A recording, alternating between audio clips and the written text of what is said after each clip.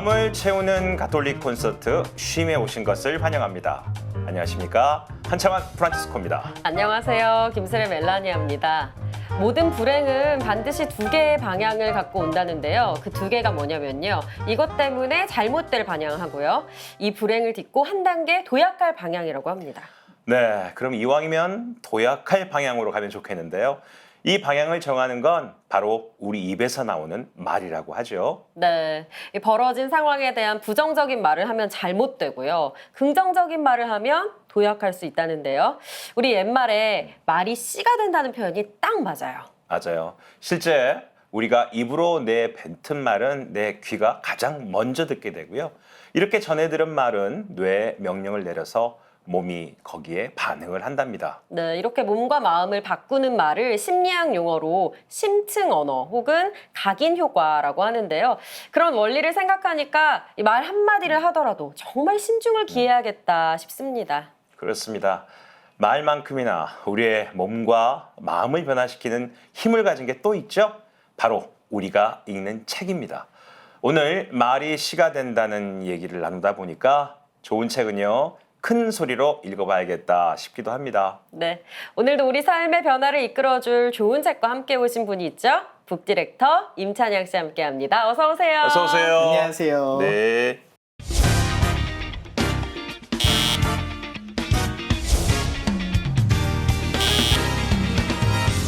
신앙서적에 대한 편견을 깨기 위해 늘 안테나를 세우고 있는 북 디렉터 임찬양 베드로. 어머니의 기도 속에 신앙도 지키고 자신의 일을 즐기는 임찬양 베드로. 모든 이들이 하느님의 말씀으로 충만해지는 그날까지 북 디렉터 임찬양의 행보는 계속됩니다. 안녕하세요. 북 디렉터 임찬양 씨 볼 때마다 궁금해지는 건 요즘 무슨 책을 읽나 이렇게 궁금해질 때가 있습니다. 아무래도 이제 직업 특수성상 많은 책을 빠른 시간 내에 읽어야 하다 보니 여러 책을 좀 나눠서 읽는 경향이 있어요. 그래서 사무실에서 읽는 책, 뭐 오며 가며 읽는 책, 집에서 저녁에 읽는 책 이렇게 좀 구분이 되어 있는데 주말에는 이제 하루 날 잡아서 그 끊어 읽었던 책들을 한 번에 읽으려고 와우. 이제 노력을 많이 하고 있습니다. 그래요.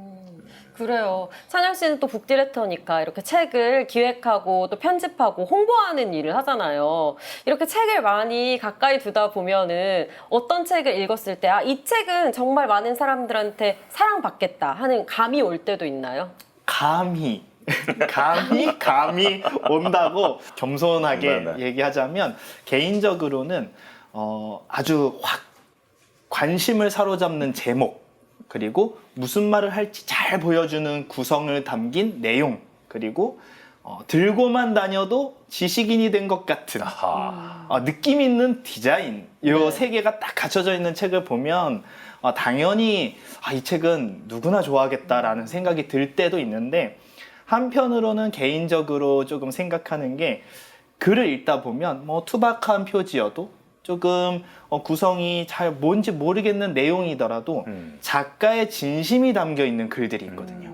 그런 거는 결국에는 많은 분들이 읽게 되는 책인 것 같습니다. 그러면 오늘 소개해 줄 책도 바로 그런 감이 오는 책 맞습니까? 네, 제가 그런 감을 가지고 특별하게 소개하고 싶었던 책이고요.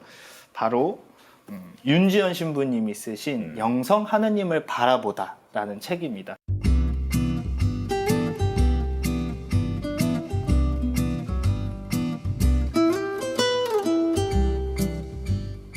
이 제목만 봐서는요, 좀 어려울 것 같다는 생각이 들어요. 영성 하느님을 바라보다.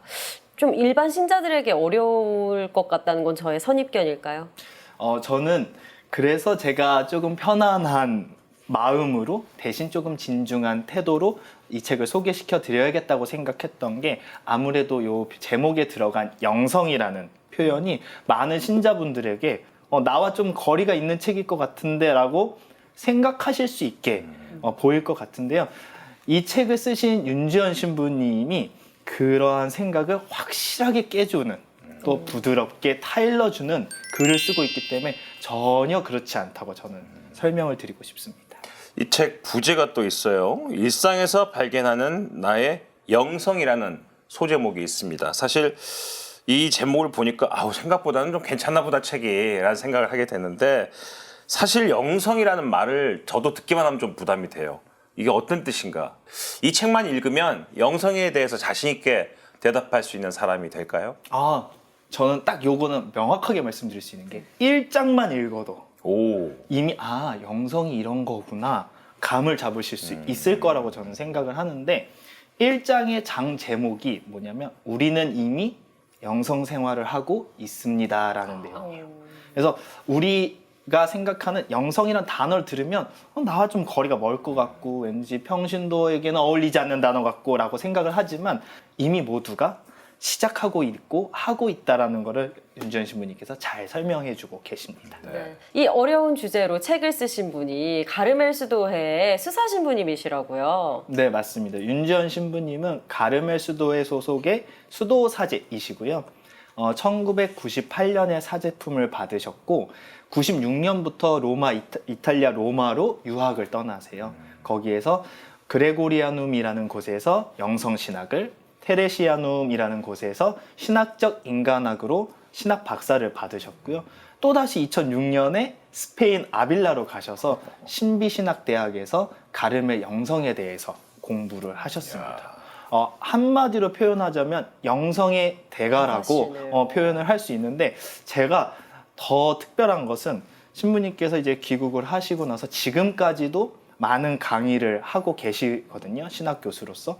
근데 그 교수 활동을 하시면서 약 50여 권의 책을 번역하고 쓰신 굉장한 다작 작가라고 설명을 드릴 것 같아요. 이 50권이라는 게 말이 좋아서 50권이지 그렇죠. 정말 엄청난 거거든요. 그래서 제가 개인적으로 신부님 뵐 때마다 신부님 너무 기계처럼 하시는 거 아니에요? 라고 농담 반 걱정 반으로 말씀드리면 신부님은 내가 제일 좋아하는 게 책 읽고 글 쓰고 번역하는 거기 때문에 나는 가장 행복한 일을 하고 있어서 나는 행복해 베드로 이렇게 말씀을 하시거든요. 그런 신부님 만날 때 우리 얄밉다는 생각이 듭니다. 근데 영성의 대가에게 듣는 영성 이야기 그렇게 생각하면 되겠네요. 네, 그렇죠? 맞습니다. 근데 참 저도 그게 또 궁금하네요. 찬양 씨가 하필이면 이 시점에 이 책을 왜 골라왔을까 그런 생각을 해봅니다.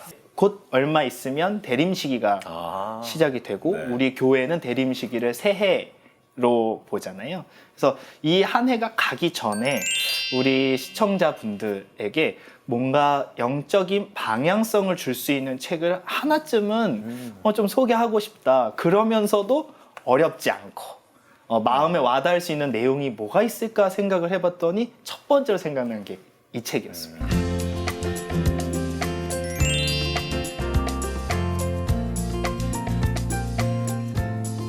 책 속으로 한 걸음 더 깊이 들어가 보도록 하겠습니다. 저자 신부님께서 본격적인 영성 이야기를 하시기 전에 본인 이야기부터 시작을 하세요. 이런 분들 보면 더 우리가 쉽게 책을 읽히기도 하고 반갑기도 한데요. 그래서 너무 어렵지 않을까 싶은 마음이 저도 좀 안심이 됐었습니다. 저자 신부님이 고등학교 시절까지는 개신교를 다니셨다고 말씀하셨어요. 신부님 얼굴 보면 정말 이렇게 수도복에 잘 어울릴 것 같은 사람이 어디 있을까라는 생각이 들 정도로 천상 수도자이시거든요. 근데 원래부터 집안 전체가 개신교회를 다니셨다고 네. 해요. 그래서 굉장히 또 열심히 다니셨는데 신부님께서 고등학교 2학년 때 문득 나라는 존재에 대해서 생각을 하게 되셨다고 해요. 벌써 그때부터? 네. 그래서 삶은 뭐고 죽음은 뭘까? 내 삶의 의미는 뭐고 내 삶의 목적은 뭘까? 그런 생각을 깊게 하다 보니까 그때 문득 드는 생각이 그래 세상에 너무 많은 변화가 있고 많은 가치관이 있는데 나는 변하지 않는 영원한 진리를 따라서 사는 삶을 살자 해서 그 삶을 따라서 보니까 목사님의 삶은 가정도 있고 결혼도 하고 하는 거 보니 내가 생각했던 그런 느낌은 좀 아닌 것 같아 라고 생각을 하시면서 찾아보니 신부님의 삶이 보였던 거예요.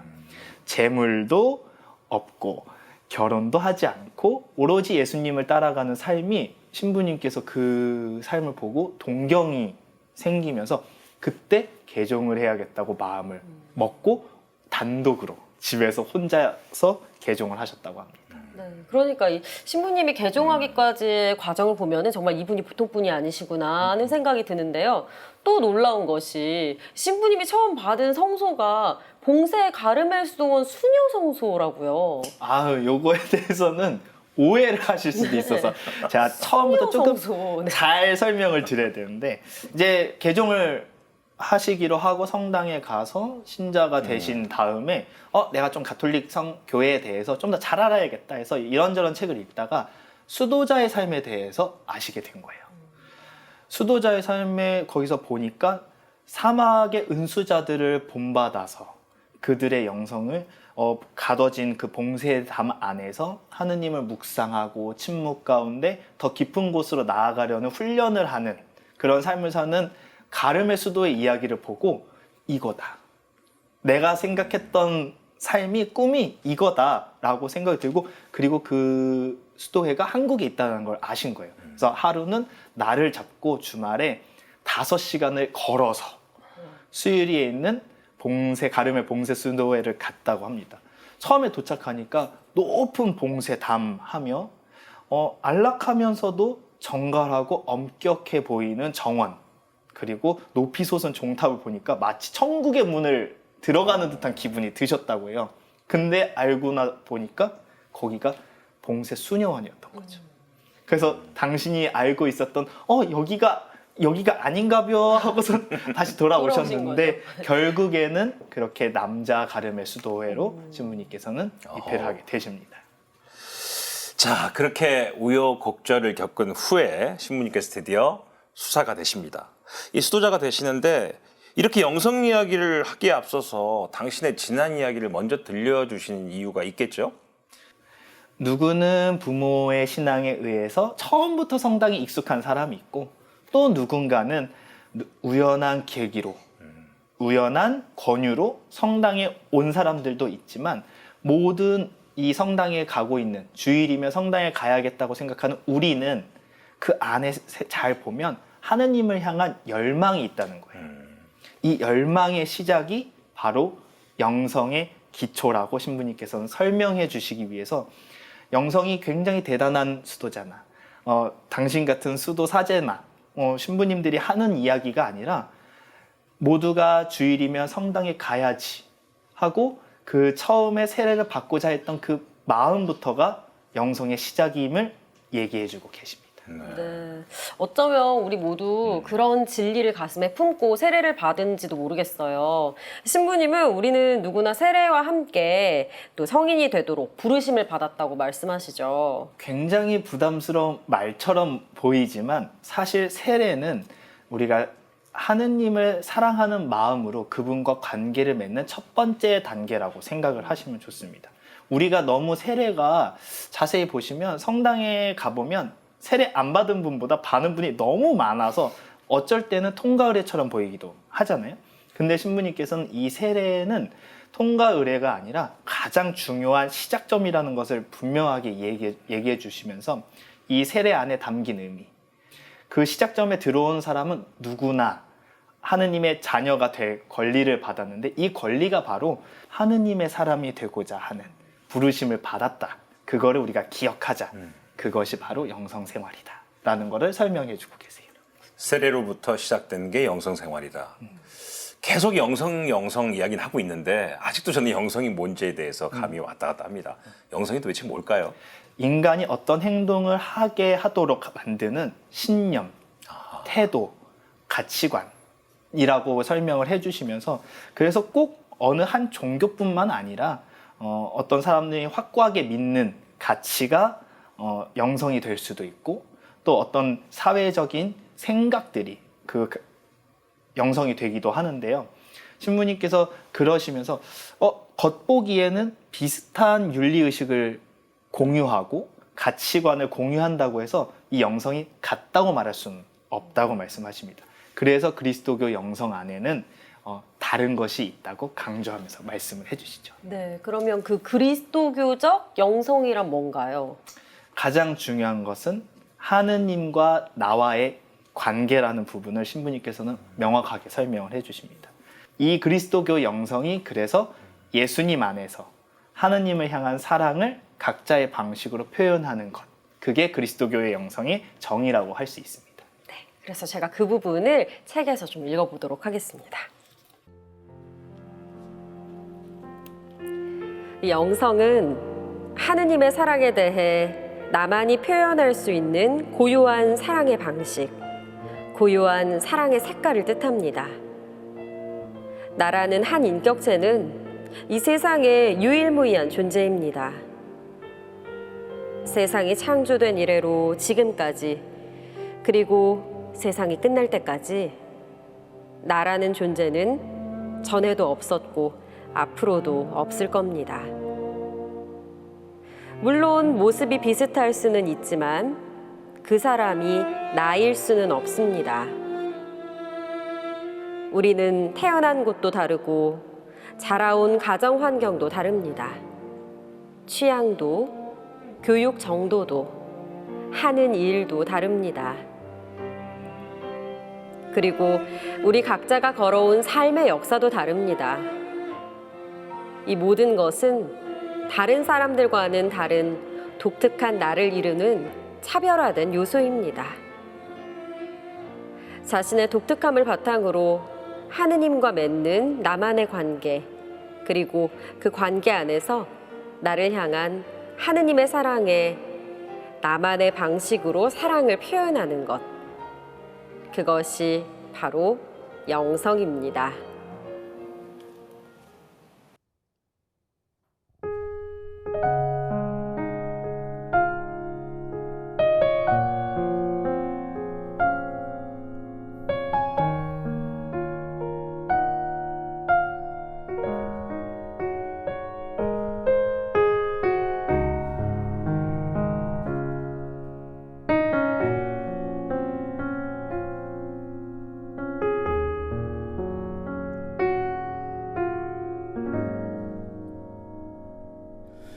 내가 사막 가운데 홀로 있을 때, 내가 광야 속에서 길을 잃어도 나의 슬픈 영혼이 다시 기쁨을 얻고, 내가 평화 가운데 있는 이유는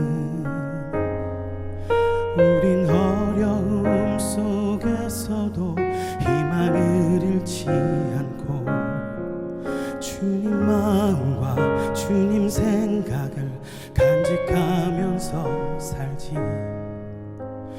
우리 마음속 가득, 나의 마음속 가득 주님의 평화 넘치네.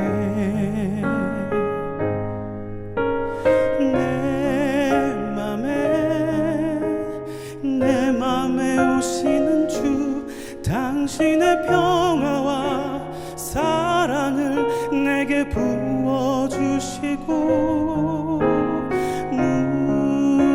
무너진 나의 집 나의 마음 새로운 힘으로 살게 하시네.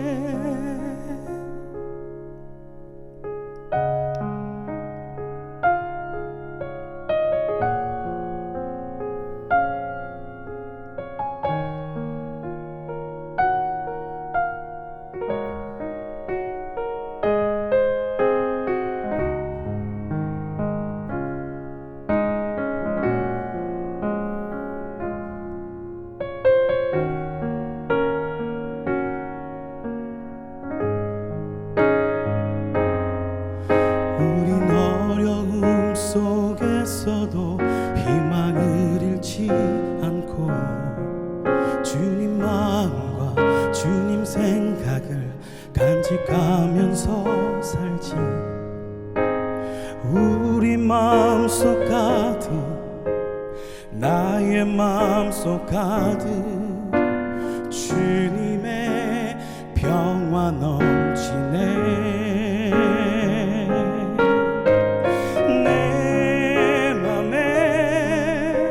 내 맘에 오시는 주, 당신의 평화와 사랑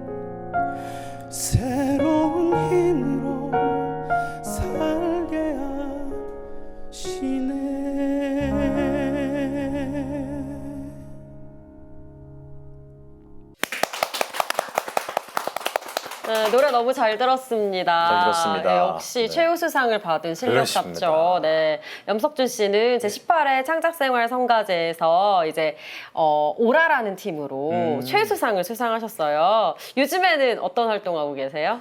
코로나 때문에 많은 활동을 못 하다가 기도를 좀 화살 기도를 많이 날려서 그게 잘 들어주셨는지 봄부터 광주를 시작해서 부산 그리고 김포 그리고 오랜만에 여기 서울까지 와서 활동을 하고 있습니다. 하느님 일을 많이 만들어 주시는구나. 네. 네. 저희 오늘 영성에 관한 책을 함께 읽고 있습니다. 본인에게 영성이란? 제가 올해 40살인데요. 40년 동안 영성이란 무엇인가라는 그 질문을 들어오거나 생각하게 되면 되게 피하거나 의문형이었어요. 근데 아까 스레님께서 그 낭독하신 그 구절 중에 독특함으로 맺는 하느님과 나만의 관계라고 그렇게 그 구절을 듣고 저는 지금 이 자리까지 와서 찬양의 2배의 기도를 올리는 것 자체가 영성이라고 생각합니다. 아우, 네. 말씀 우와, 좋습니다. 말씀 좋습니다. 그래도 아. 이렇게 잘 알고 계시는 것 같지만 또 이 시간 끝까지 쭉 함께 하시다 보면 영성에 대한 정의 또 나만의 영성이 무엇일까 이런 거 한 번 더 오늘 생각해 보실 수 있을 것 같아요. 염석준 씨의 노래는 이따가 마지막에도 준비돼 있으니까요. 기대해 주세요. 오늘 노래 고맙습니다. 고맙습니다. 나 그래서 여전히 영성이라고 얘기를 하면 성직자는 되어야 갖게 되는 게 아닐까라는 아주 어려운 생각을 여전히 버릴 수가 없습니다. 마치 이런 생각이 평신도 신분이 사제나 수도자보다는 좀 낫다라는 고정관념이나 이런 의식 때문에 그렇게 된 건 아닐까요? 신부님께서도 그 부분에 대해서 아주 정확하게 절대 아니라고 그렇게 생각하면 안 된다고 강하게 말씀을 하고 계시는데요. 우리가 평신도가 사제보다 수도자보다 좀 낫다고 생각하게 되는 이러한 생각 자체가 보여지는 직무에 따라서 우리가 그렇게 생각을 한다고 생각하는 거예요. 그러니까 사제가 없으면 미사를 할 수 없으니 우리보다 저 사람이 더 귀하고 저 사람은 나보다 수준이 더 뛰어나다라고 생각하는 건데 사제나 수도자와 평신도가 구분되는 것은 각자가 가진 신분에 따른 직무에 따른 것이지 그것이 높거나 낮거나 뭐가 더 잘 되거나 나쁘거나의 문제가 아니다. 그렇기 때문에 영성도 사제의 영성이 있고 수도자의 영성이 있고 평신도의 영성이 있지 그것이 무엇이 높고 낮음의 문제는 아니다라는 것을 명확하게 알고 있어야 된다. 그리고 평신도라고 해서 난 평신도니까 영성에 대해서 신경 안 써도 돼가 아니라 세례를 받았을 때 모두가 하느님의 사람이 되기 위한 영성의 생활에 이미 시작된 거다라는 걸 인식해야 된다고 이야기하십니다. 네, 그러니까 각자 다르다는 거겠죠. 사대 수도자 또 우리 평신도가 각자 고유한 영성이 있고 모두가 다 하느님의 귀한 자녀들이라는 걸 말씀해 주시는데 이게 참 소중한 말씀인 것 같아요. 그리고 또 영성을 색깔에 비유해서 말씀해 주시는데 이 부분도 참 재밌었어요. 먼저 사제 영성에 대해서 설명을 해주실 때 신부님들이 무슨 옷을 입으시죠? 검정색. 네, 검은색 옷. 네. 오늘 우연치 않게 이렇게 사제 됐는데 영성인가요? 넘어갈게요. 그래서 신부님들이 입는 수단의 옷의 색깔을 비유해서 교회와 신자들을 위해서 봉사하고 봉헌한 삶. 사제복을 입은 사제들은 검은색의 영성을 가지면서 또 각자가 또 어떤 사도직을 맡게 되는지 원목 사제인지 교구 사제인지 본당 사목인지 뭐 특수 사목인지 이런 식으로 구분이 되면서 그 안에 각자가 맡은 역할에 따라서 또 다른 색이 섞인다. 수도자 영성에 대해서는 각 수도회가 본받고자 하는 성인에 따라서 그 영성의 색깔이 정해지는데 이거는 수도복을 보면 그 색깔을 잘 알 수 있다. 해서 신부님은 갈색인데 가르멜 수도회가 갈색이거든요. 그래서 이 수도회가 어떤 것을 지향하는지 신부님은 우리는 좀 더러워지고 굴러도 되고 옷이 별로 중요하지 않아. 우리가 더 중요한 건 하늘에 계신 그분에 대해서 더 고민하고 생각하는 거야 라는 의미로 갈색이라고 이야기를 하시고 마지막으로 평신도에 대한 영성은 신부님은 딱 한마디로 말씀하세요. 무지개 빛깔.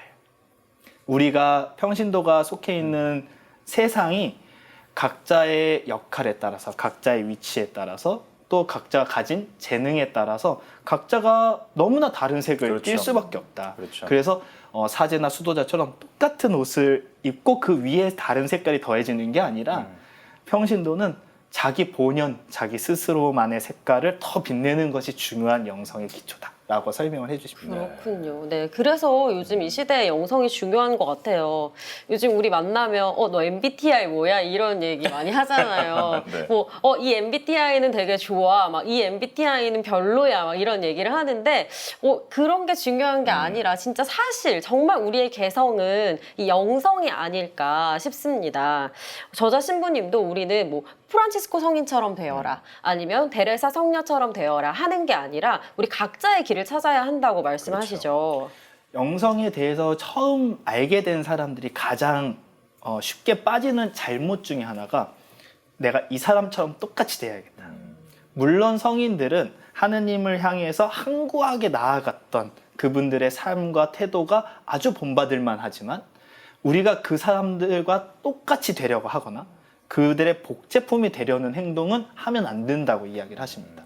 왜냐하면 프란치스코 성인은 프란치스코 성인일 뿐이고 데레사 성녀는 데레사 성녀일 뿐이고 임찬양은 임찬양일 임찬양이죠. 뿐이기 때문입니다. MBTI도 그렇잖아요. 우리의 성격과 기질이 어느 쯤에 위치하고 있는지 보여주는 척도인 거지 그 MBTI에 포함됐다고 해서 다 똑같지는 꼭 않죠. 그렇게 생각하고 그렇게 행동해야 되고 무조건적으로 이렇게만 해야 하는 법칙은 아니듯이 우리의 영성이 좋은 훌륭하고 본받고 따라야 할 만한 분들이 계시지만 그분들을 본받고 배우는 거지 그분들과 똑같이 하려고 하는 거는 그렇습니다. 경계해야 된다. 저자 신부님께서 또 영성을 설명하시면서 사랑하는 연인에 빗대어서 설명을 하시는데 사랑도 안 해보신 분이 어떻게 하시나 싶은데. 저를 위한 예시 사례 아닌가라는 생각을 했는데요. 네네. 신부님께서는 영성에 대해서 설명할 때 사랑하는 연인을 등장을 시키면서 이렇게 말씀을 하십니다. 서로 사랑하는 사람, 정말 진실되게 사랑하는 사람이 생기면 가장 뭘 하게 될까 생각을 해보면 너무 영성이 쉽다는 거예요. 사랑하는 사람이 생기면 저 사람이 뭘 좋아하지? 뭘 싫어하지? 어떤 모습에 좀 반하지? 어떤 모습에 좀 정내미가 떨어질 것 같지? 이런 고민을 계속하게 된다고 합니다. 두 번째로는 저 사람과 더 많은 시간을 있고 싶어 한다는 거예요. 내 집에서 혼자 게임하던 시간, 혼자서 밥 먹고 자는 시간을 줄여서 저 사람과 1분 1초라도 더 함께 하고 싶은 그러한 시간을 만들게 되고 마지막으로 어디에 있던지 그 사람 생각을 계속 하게 된다는 거예요. 결국에는 그 사람과 언제나 함께 하면서 그 사람만 생각하게 되는 것이 사랑하는 사람과의 관계인데 이것이 바로 하느님과 나와의 관계라고. 그래서 하느님께서 보여주신 사랑에 대한 나의 응답이 어떠해야 하는지 방향성을 찾고 싶으면 사랑하는 사람이 생겼을 때 나의 마음을 돌아봐라 라고 이렇게 설명을 해주십니다. 네, 이게 찬양 씨 얘기가 아니라 저자 신부님이 하신 말씀인 제 거죠. 얘기가 아니에요. 그렇죠. 네. 그래서 이 책에는 중간중간 그 구약 성경 중에 아가서가 이렇게 실려 있는데 그 부분을 보면서 이 연인을 하느님에 빗대어서 생각하게 되는 것 같아요. 아가서에 대해서는 성서학자들이 많은 이제 갑론을박이 조금 있는 해석에 대한 인거 있지만 모두가 말하는 공통점은 사랑에 대해서 이야기를 한다는 거예요. 신부님께서는 그래서 이 영성에 대해서 이해할 때 가장 중요한 거 사랑에 대해서 우리가 늘 묵상하고 생각할 수 있어야 영성의 의미가 생긴다라고 생각을 해서 매 장마다 아가서를 넣어서 우리가 하느님이 나를 사랑하실 때 어떤 모습일까 우리가 하느님을 사랑할 때 어떠한 모습이면 좋을까를 묵상하도록 그렇게 넣으신 게 맞습니다. 네. 자, 그럼 여기서 베드로 신부님은 오늘 함께 우리가 보고 있는 이 책에 대해서 어떤 생각을 갖고 계실지 베드로의 심심책방 다녀오겠습니다.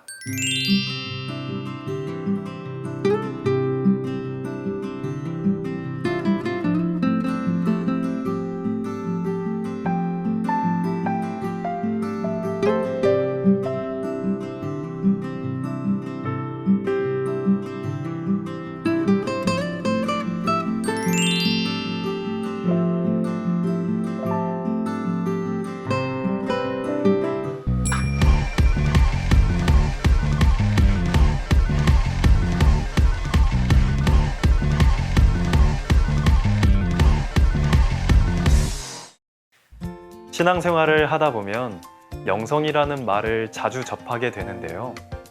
누군가 불쑥 영성이 뭐야? 너의 영성은 뭐야? 하고 물어본다면 선뜻 대답할 수 없는 것도 바로 영성이란 단어입니다. 알 것 같지만 구체적으로 설명하기는 쉽지 않은 아리송한 말, 영성. 오늘 그 희미한 이미지를 조금 더 선명하게 만나보실까요?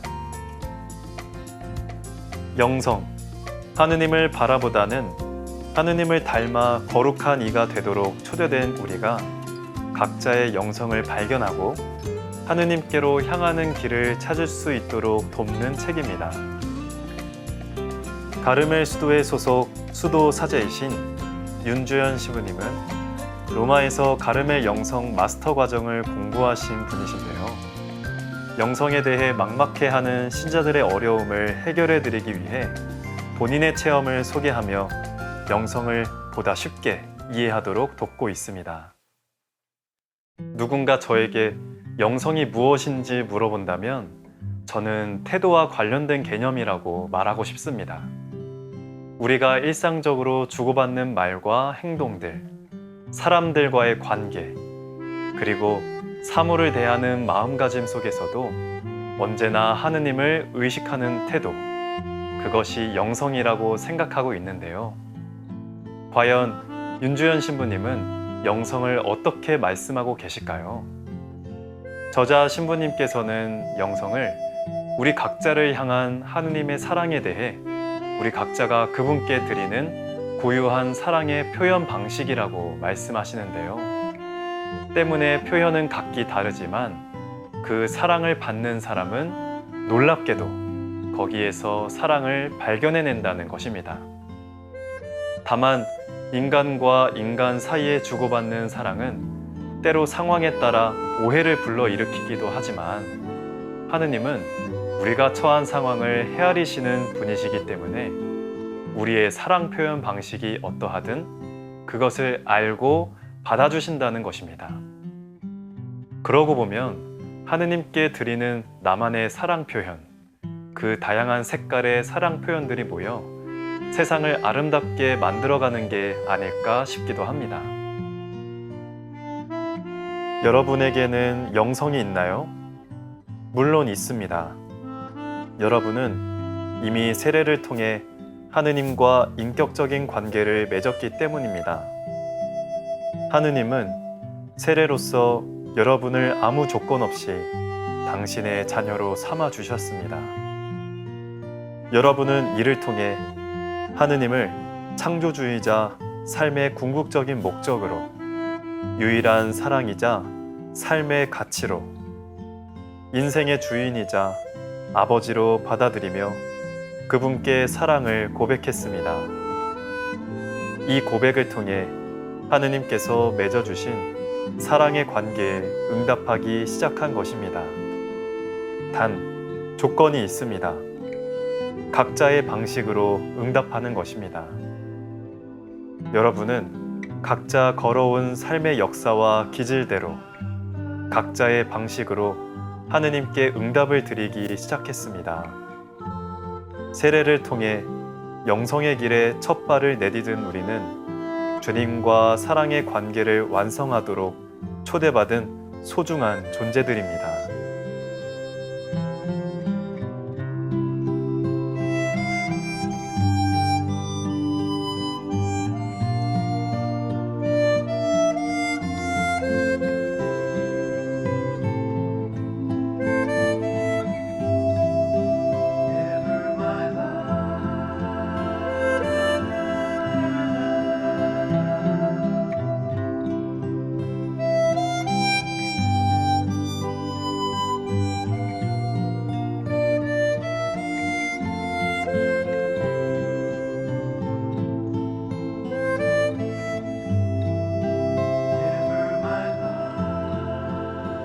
영성은 위대한 성인들만 가질 수 있는 특권이라 생각했던 분들 많으시죠?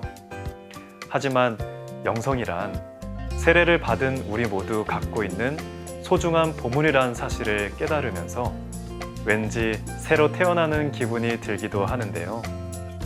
더불어 하느님을 바라보는 우리 각자의 영성을 더 아름답게 가꿔야겠다는 결심도 해봅니다. 그럼 심심책방은 다음 시간에도 문 활짝 열고 여러분을 기다리고 있겠습니다.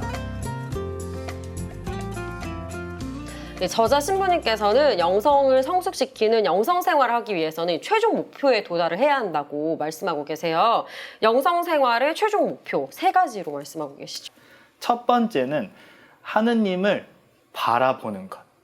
우리가 가진 육안으로 하느님을 본다, 환시 이런 게 아니라 우리가 가지고 있는 지성으로 하느님의 뜻이 무엇인지 가늠하고 느낄 수 있는 영역을 말합니다.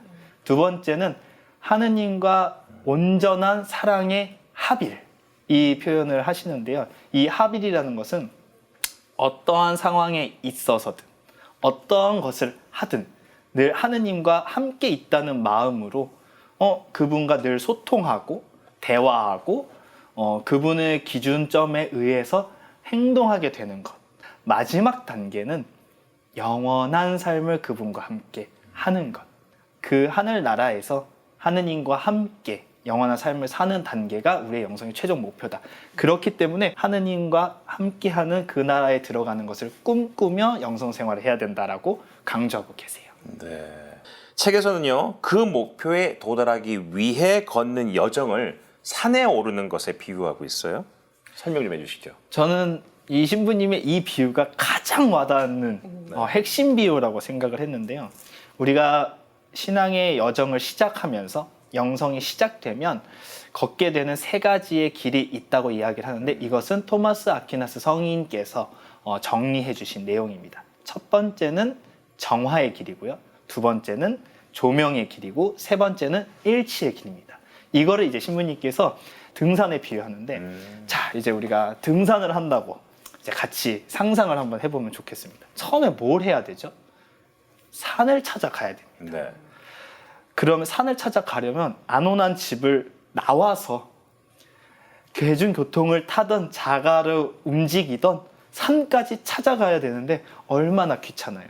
그냥 편하게 집에서 누워 있으면 되는데 그러한 유혹들을 뿌리치고 산까지 가서 두 번째 큰 난관을 마주칩니다. 뭘까요? 지글지글 익고 있는 파전과 막걸리. 고소한 도토리묵과 막걸리. 아, 경치 좋은데 와서 좋은 공기 마시고 이거나 먹고 그냥 집에다 갈까라는 유혹을 견뎌야만 우리는 비로소 산으로 들어갈 수 있는 그 입구에 도달하게 됩니다. 네. 정화의 길이 바로 이 부분까지를 해당한다는 거예요. 우리가 예수님을 따라 살기로 결심하고 그분을 사랑하기로 각오를 했지만 우리의 각오를 무너뜨리는 환경적인 것, 세속적인 것, 악마의 유혹들이 우리를 가만두지 않는다는 거예요.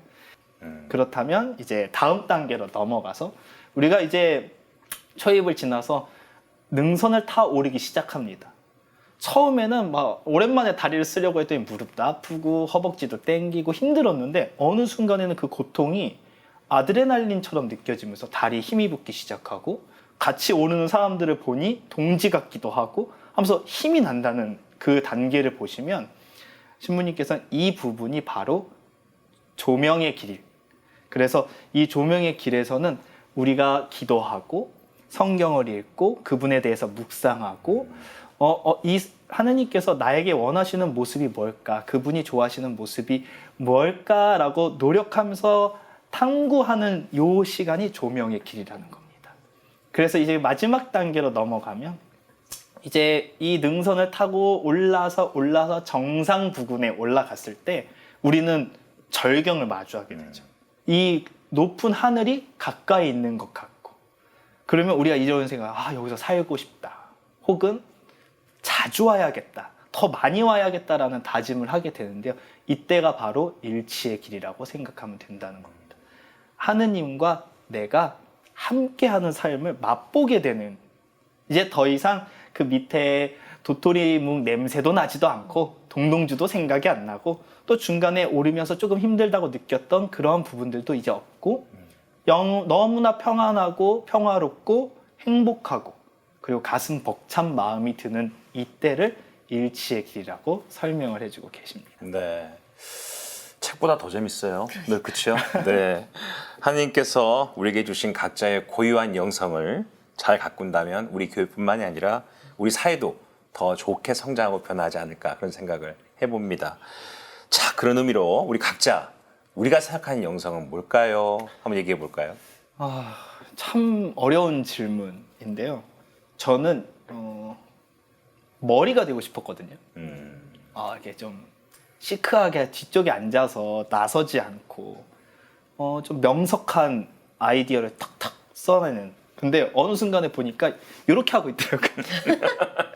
그래서 제가 이거를 처음에 조금 천박하다, 너무 싸다, 가볍다 이렇게 생각을 했는데 어느 순간에 보니까 이렇게 말할 수 있는 이 기쁨이 또 표현한다는 것에 대해서 나의 색깔로 그분께서 나를 쓰시는구나. 그래서 제 영성은 입술이다.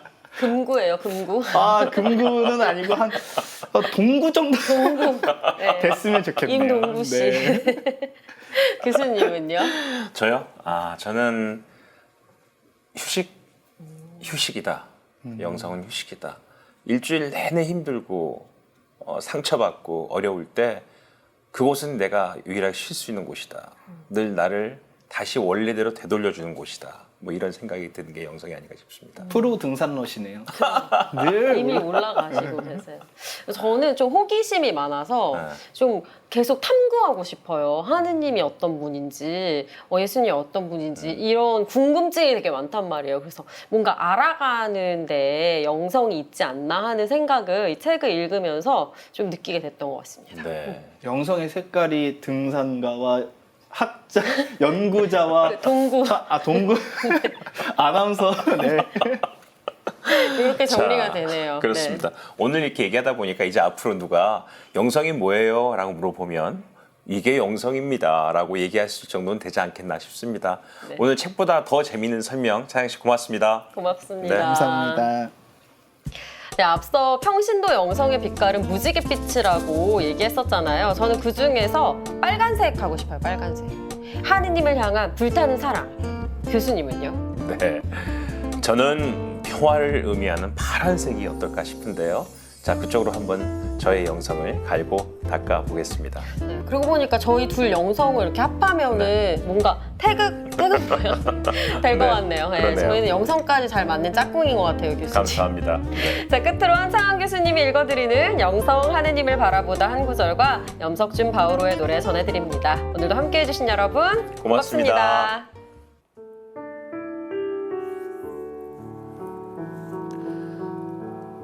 나는 나이기 때문에 특별합니다. 특별함에는 어떤 자격도 필요 없습니다. 단지 나라는 이유만으로 충분히 사랑받을 가치가 있습니다. 영성 생활은 이렇듯 온 우주에서 유일무이한 존재로 나를 창조하신 하느님의 사랑에 나만의 고유한 방식으로 응답해 가는 역사입니다. 그것은 곧 하느님 안에서 진정한 나, 참된 나를 발견해가는 역사이기도 합니다. 앞에서 말했듯이 세례를 통해 영적 여정을 시작한 우리 각자는 결코 프란치스코 성인이나 테레사 성녀가 되어서는 안 됩니다. 그분들에게서 배울 것은 천상을 향해 나아가는 과정에서 우리에게 가르쳐준 보편적인 영성의 원리이지 그분들이 간 길을 그대로 가라는 것이 아닙니다. 각 성인은 고유한 인격, 기질과 성격, 삶의 자리를 바탕으로 천상을 향한 자신만의 길을 찾았습니다. 우리도 각자의 길을 찾아야 합니다. 그 길은 하느님께서 영원으로부터 미리 준비하신 여러분 각자를 향한 원대한 계획이 실현되는 길이자 이승의 삶을 마치고 천상에서 하느님 곁에 머무를 여러분의 고유한 모습을 만들어 가는 길입니다.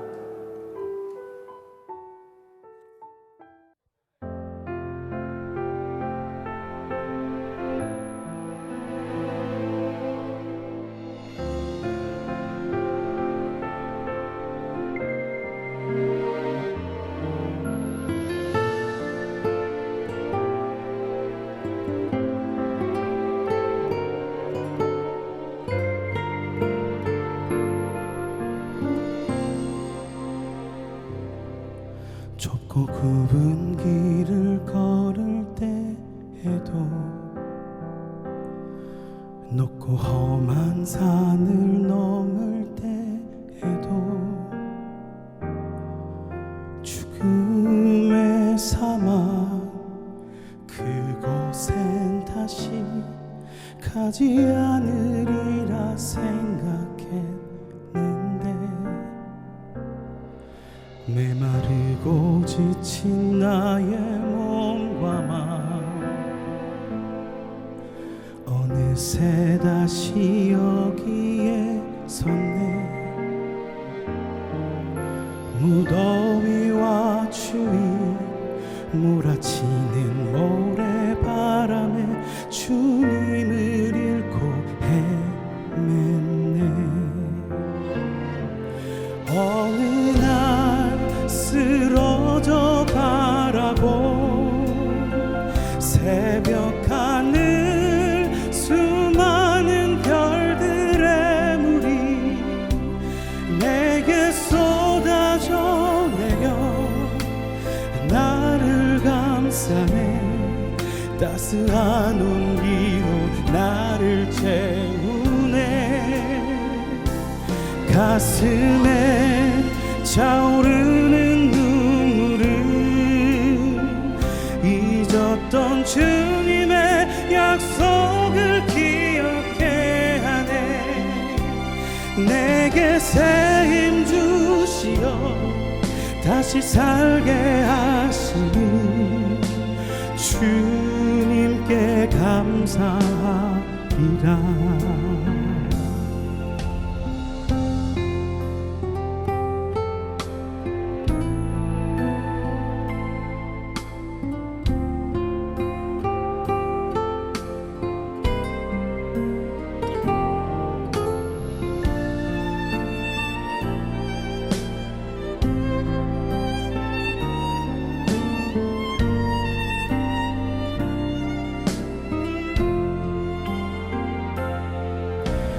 하늘의 별들만큼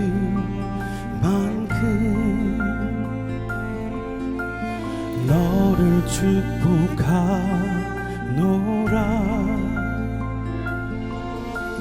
반짝이는 저 별들만큼 너를 사랑하노라.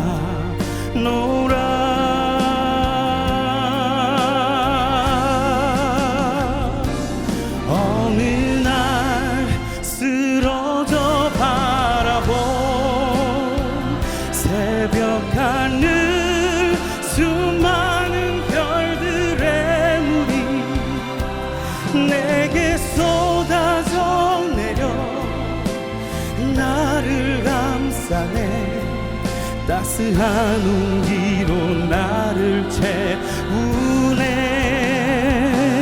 가슴에 차오르는 눈물은 잊었던 주님의 약속을 기억해 하네.